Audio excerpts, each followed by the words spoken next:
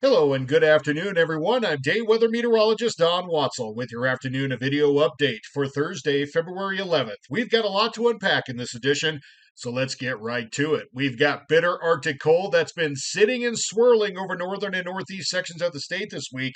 It's going to finally slowly spread southwest, covering much of Wyoming and the region through the weekend. About the only place that'll be spared for the brunt of the cold will be in the far southwest, but certainly going to be chilly there as well.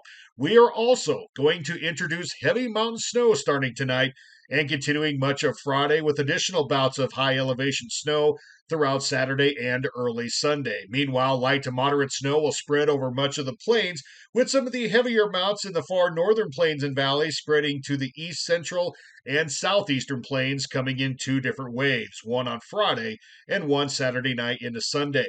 Frigid wind chills likely. Very cold readings, especially in the north and east, and we have a graphic to kind of demonstrate just how cold it could get by the time we get to the second half of the weekend and the snow starts to wind down. Expect high road and travel impacts throughout the state today and especially Friday, Saturday, and Sunday. There will be some slow improvement into next week, but it's going to take a while. Speaking of which, into next week, we're still going to be cold. Certainly not looking at any traditional heat waves, if you will, but certainly going to have some better readings of what we're going to get heading into the next 2 or 3 days. Here's what we have tonight. Moderate to heavy snow during the night, with a lot of it in the western mountains affecting the mountain passes, Teton and Togety Pass. Portions of the Bighorns will also get some moderate snow, and some light to moderate snow that's been slowly falling throughout the day will continue tonight over the northeastern plains, impacting sections of Interstate 90. Heading further south, overnight light snow likely in the central and east central areas of the state. There could be some pockets of 2 to 4 inches here near the Bighorn Basin, with a trace to 2 inch along and west of Casper.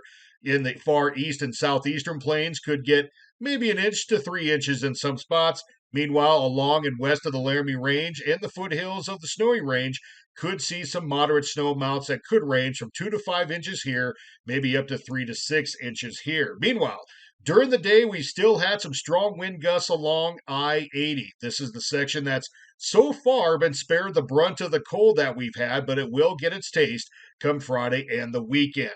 With the cold air seeping south and that higher density air mass moving in, the winds will shut off, but we'll still have some occasional breezy, even stronger wind gusts during the overnight.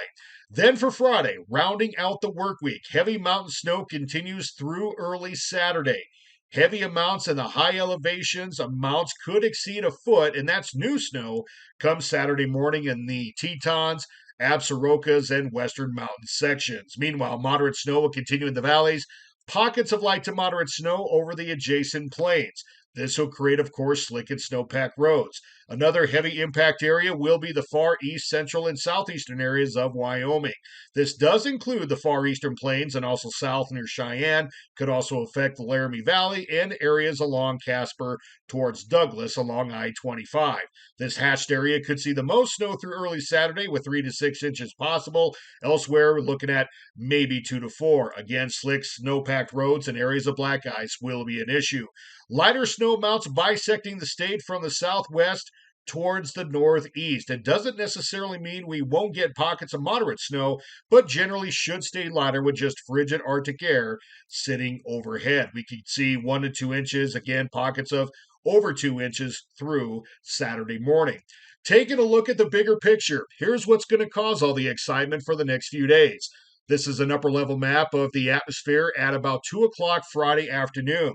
This swirl of cold Arctic air has just been sitting in place for several days. It's going to continue to do so, only this time we're going to get some reinforcing waves to come in from the Pacific. This is the first one that'll drop in on Friday, providing the snow across the state. It's also going to help pull that Arctic air further south. As we advance in the weekend, this is Saturday night into early Sunday.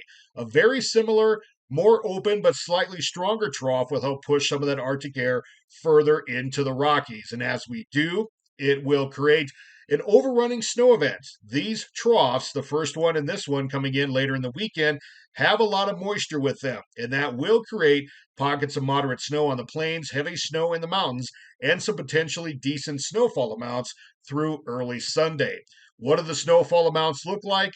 might look something like this. Now, as we take a look around the state, here's Wyoming.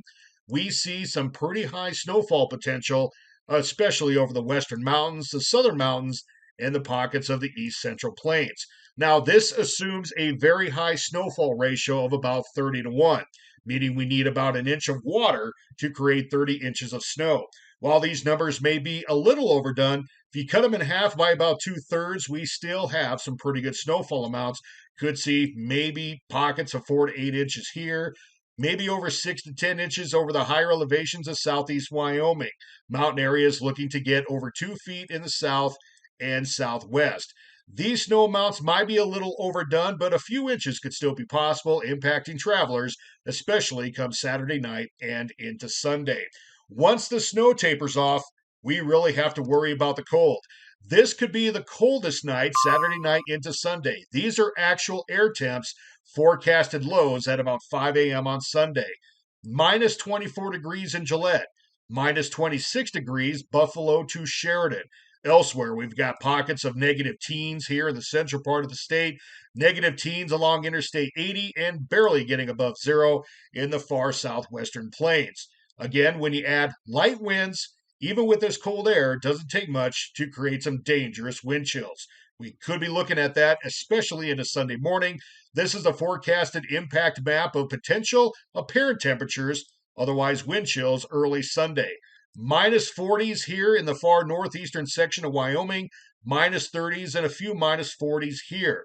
Now, whether this comes to fruition is kind of beside the point, because even if it doesn't get this cold, or at least feel this cold, certainly going to have some hazardous outdoor conditions for travelers, certainly, but also those who had outdoor plans for the next few days. Now, the good news is, once we head into next week, this Arctic air may finally ease somewhat.